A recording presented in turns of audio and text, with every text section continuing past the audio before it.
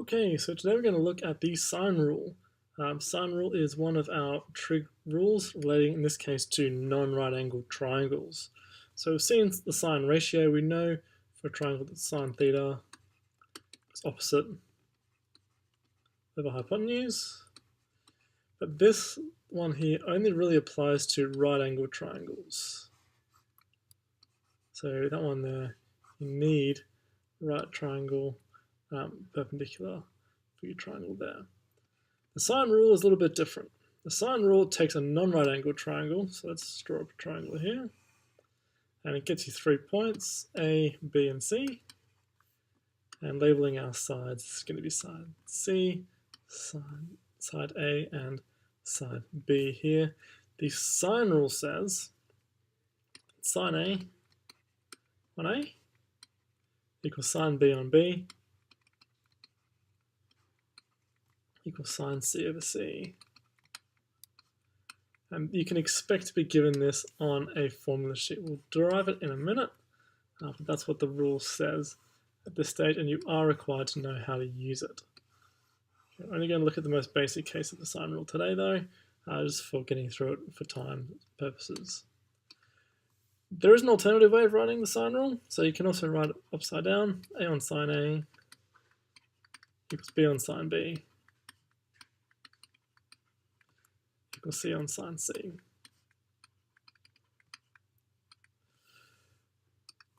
Okay. So there are two versions of the sine rule. The top one is best for finding angles, bottom one for finding sides.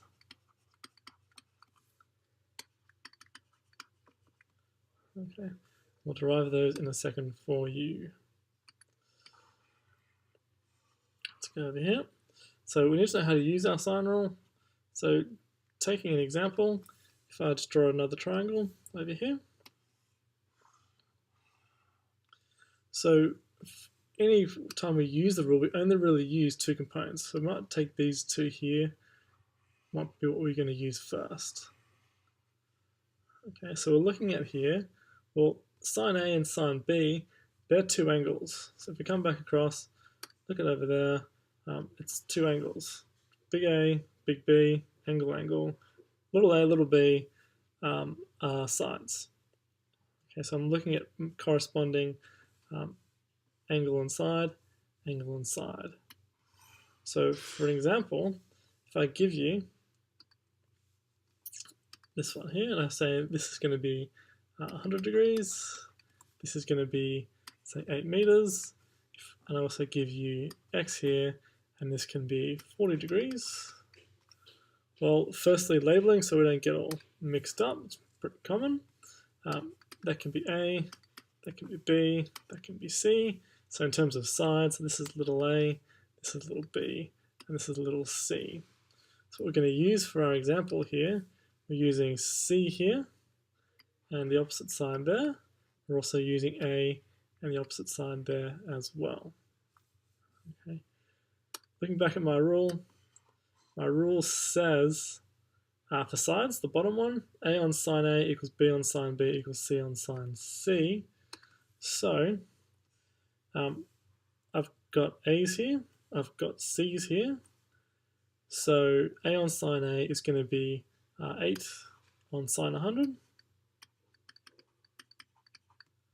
And then I don't have any B's. B's are not in the question, but I do have C's.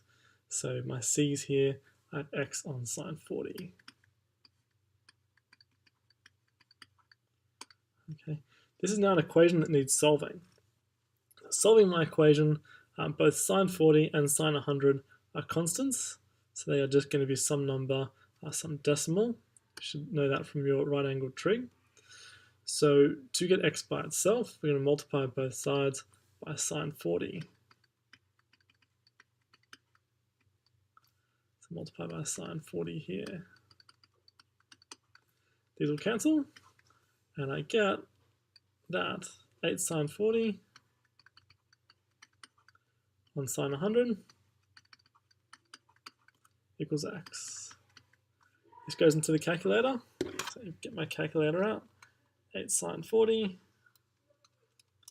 divided by sine 100. and I get here that x will be 5.22. Okay, and given my question where I started, I would expect that. Okay,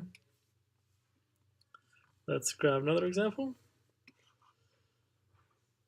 So that's the first one. Looking at a second example here, if I have so another non-right angled triangle. Note here there's no right angle, so we do as we choose. If we don't know the angle, so call that theta. This side can be 10. We might have here 6, and this can be 30 degrees. There will be a special case with theta in a minute. We'll see if it comes out here exactly. So my sine rule, I need my opposite pairing. So those two are paired together. These two are paired together as well. And I can write whichever way I want. The best one, if you go back to our rules, is to say that sine theta on 10 will be sine 30 on 6. So running through the working for that now, solving this as an equation, we need to multiply both sides by 10. So that will cancel, and I get that sine theta equals 10 sine 30 on 6. Putting 10 sine 30 on 6 into my calculator, 10 sine 30 divided by 6, I get 0.83. So I get sine theta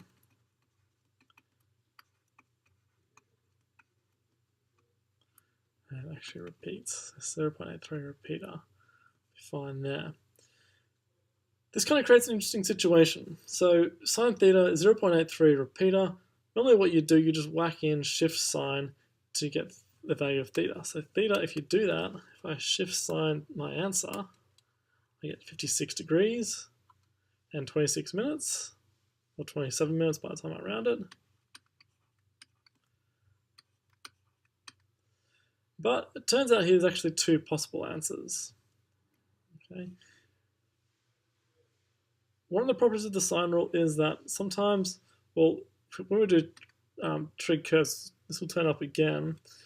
If 56 degrees 26 minutes is an answer, the other answer you might get might be 180 minus 56 degrees 26 minutes. And that has to go into the calculator.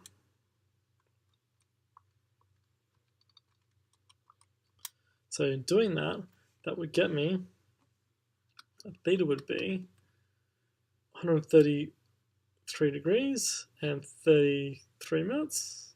Sorry, 123 degrees and 33 minutes. 123 degrees and 23 minutes. Sorry, 33 minutes.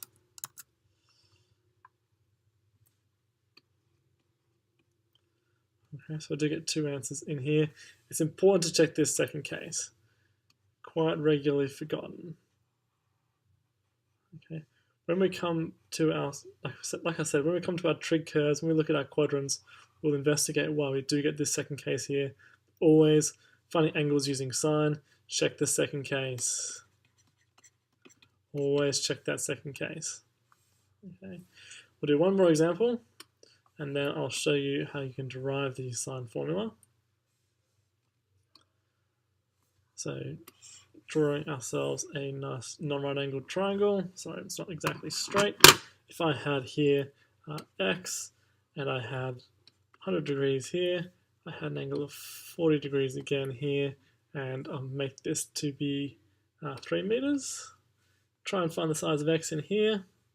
What I'm looking for to use my sine rule is always the opposite pair. So right here, got myself a nice opposite pair. It's looking pretty good for a sine rule question.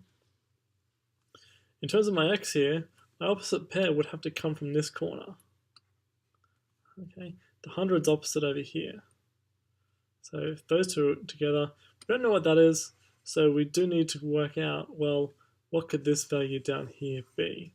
So we do get that pair in there. One pair already, need our second pair, A on sine A, B on sine B, C on sine C. So we've got that. Well, by angle sum of a triangle, so 180 minus 40 minus 100 will get me just 40 degrees in there as well. Just the old angle sum. So working out our question now, our opposite pair, or x on sine 40, equals 3 on sine 40. I think you can tell pretty obviously what the answer is here straight away. Quite lucky with our example today. Multiplying both sides by sine 40 to cancel these sine 40s in here. So we get x equals 3 sine 40 on sine 40. That's a mess. Let's fix that up. Sine 40. They will cancel. So we get x is 3. Okay, and 3 meters to get the units correct. So there's some examples of our sine rule. Lastly, in terms of proof's a bit more difficult. What we're going to do for proving our sine rule, we're going to start off with a triangle, like so. I'm going to draw an altitude as well. So if this is A, this is B, and this is C, our sides, little a, little b, little c, I'm going to call this here the height. Okay, meets the 9 degrees. So if I look at sine A now, well, sine A will be, from my right angle triangle rules, opposite over hypotenuse. Opposite over hypotenuse here is going to be h on c.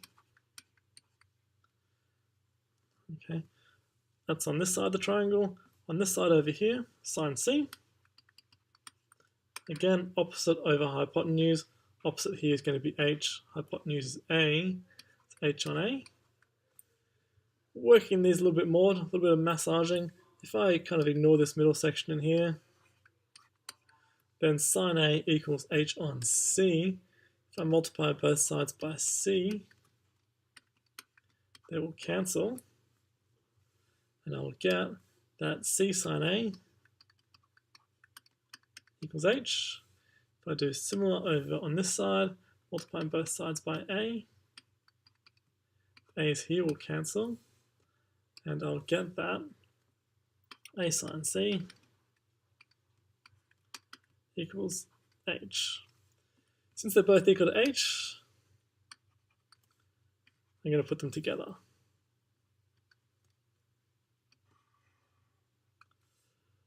So I'm going to say that c sine a equals a sine c equals h. And if we ignore just the h part, that can go. I can divide both sides now by ac. On my first side, the c's will cancel. On my second side, the a's will cancel. And I'll get sine a on a equals sine c on c. And I can rearrange, I can relabel to get the full version of the sine rule back from the start. A on sine a equals b on sine b equals c on sine c. Let's just check our rules from the very start. There they are. Okay, so those two there, pretty essential that you remember how to use them.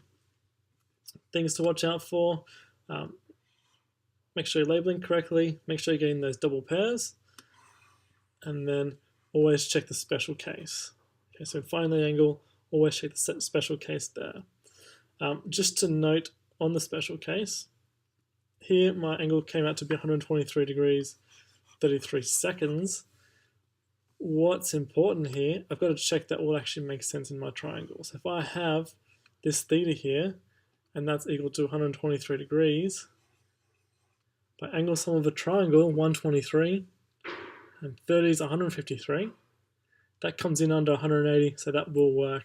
That will be a nice solution there for our second value of theta. So theta here, 2 solutions for it. Otherwise, for sides, a lot more straightforward. There, find the double pair, get the double pair, go through and solve for x. Great, thanks for watching.